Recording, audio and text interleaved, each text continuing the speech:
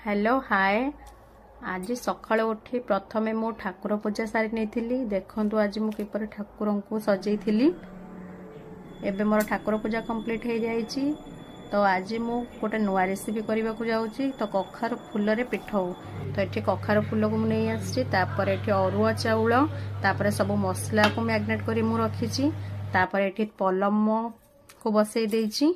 तापर ये कखार फूल को भल भाव से मैग्नेट हो रही मसला देहरे गोलई दे पलमटा ताती आसला। तो मु गोटे गोटे एमती थोई देइथिली।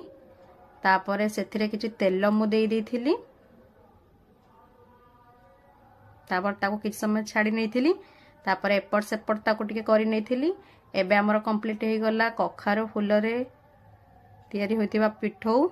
तो आज रेसिपीटी आपन किपरि लागिला मते कमेंट बॉक्स रे शेयर करिवे। रहूची बाय।